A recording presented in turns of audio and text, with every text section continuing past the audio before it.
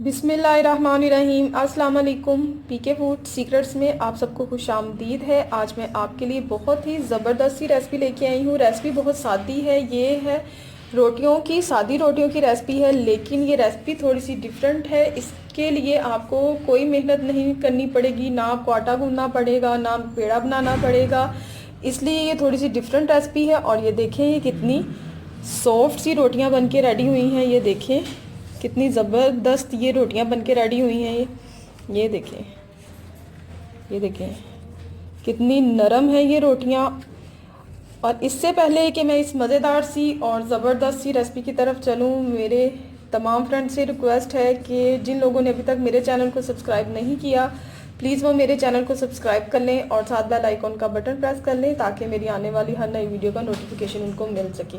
अब चलते हैं इस झटपट सी रेसिपी की तरफ। जी, तो इसके लिए मैंने लिया है 1 कप लाल आटा। आप इसकी जगह वाइट आटा भी ले सकते हैं या मैदा भी यूज़ कर सकते हैं, या आप हाफ़ कप लाल आटा और हाफ़ कप आप इसमें मैदा भी यूज़ कर सकते हैं। इसके साथ मैंने लिया है 1 कप नीम गर्म पानी, 1 टेबलस्पून ऑयल है, और ये हाफ़ टी स्पून नमक है। ये तो सबसे पहले इसमें मैं डालूँगी हाफ़ टी स्पून नमक। बिस्मिल्लाहिर्रहमानिर्रहीम। इसके बाद मैं इसमें डालूँगी 1 टेबलस्पून ऑयल और इसको मैं करूँगी मिक्स।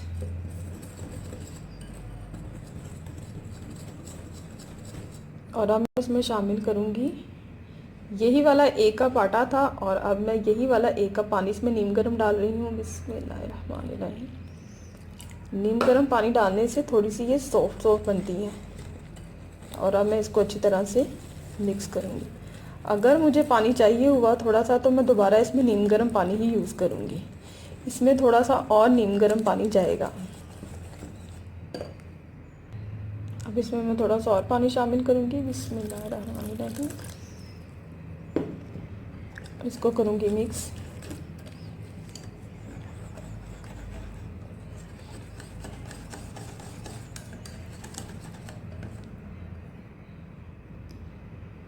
इसमें तकरीबन हाफ़ कप पानी और गया है।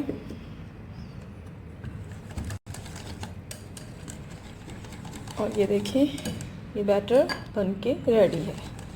अब मैं बनाऊंगी इसकी रोटियां।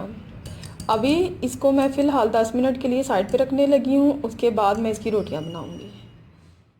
जी, तो पैन को मैंने गरम कर लिया है, और अब मैं इसमें ये इस तरह का एक डीप चम्मच लेके उससे डालूंगी।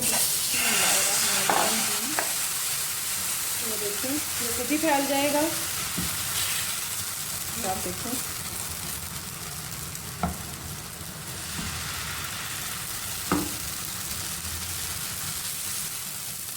इस तरह से हल्का हल्का सा ये खुद ही फैल जाएगा। तो मैं इसको 3 से 4 मिनट तक कुक होने दूंगी। जी, तो 2 से 3 मिनट हो चुके हैं लो फ्लेम पे। और अब मैं इसको मैं साइड चेंज करूँगी। बिस्मिल्लाहिर्रहमानिर्रहीम। ये देखिए, और अब मैं इसको 2 से 3 मिनट तक इस साइड से कुक करूँगी। फिर मैं आँच है वो थोड़ी सी तेज़ कर दूँगी। अब मैंने आँच को तेज़ कर दिया है, और इस तरह से मैं इसके किनारों को प्रेस करती जाऊँगी और इसको घुमा घुमा के मैं पकाती जाऊँगी इस तरह से दोनों साइडों पे। ये देखिए, आग मैंने दरमियानी की हुई है, ज़्यादा तेज़ नहीं है, दरमियानी आंच है। ये देखिए, इस तरह से अब मैं इसको पकाती जाऊँगी। आप इस तरह से सादी रोटियां भी बना सकते हैं, आप इसके ऊपर बटर भी लगा सकते हैं, घी भी बना सकते हैं। आपको बग़ैर मेहनत के झटपट आप इतनी सारी रोटियां बना लेंगी। ये देखें, जिसमें आपको बड़ी मेहनत होती है, आटा गूँधें, फिर हम बेलें, उसके बाद हम रोटी को बड़ा करें, तो उसमें काफ़ी ज़्यादा टाइम लगता है और मेहनत लगती है। इस तरह से झटपट रोटियां बनके रेडी हो जाती हैं। ये देखें, अब मैंने इसको पलट दिया है, और अब मैं इसको इधर से भी थोड़ी सी तेज़ आंच की हुई है उस पर कुक करूँगी। ये देखिए, दरमियान में से ये फूट रही है। ये देखिए, अभी मैंने सिर्फ लाल आटे से आपको ये बनाना बताई है। नेक्स्ट वीडियो में मैं आपको मैदे से टोर्टिला रैप्स वगैरह बनाना बताऊँगी, जिसको आप फ्रीज़ भी कर सकते हैं इजीली। ये देखिए, ये कितनी ज़बरदस्त सी ये रोटी बन रही है। ये देखिए, आप कितनी ज़बरदस्त सी ये रोटी सिक रही है।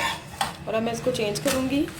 ये देखिए माशाल्लाह से कितनी ज़बरदस्त रोटी बन के रेडी हुई है। इसी तरह से अब मैं सारी रोटियां रेडी कर लूँगी। जी तो देखिए कितनी ज़बरदस्त से ये रोटियां बन के रेडी हुई हैं। आपने इस रेसिपी को ज़रूर ट्राई करना है और मुझे कमेंट्स में बताना है कि आपको मेरी ये रेसिपी कैसी लगी।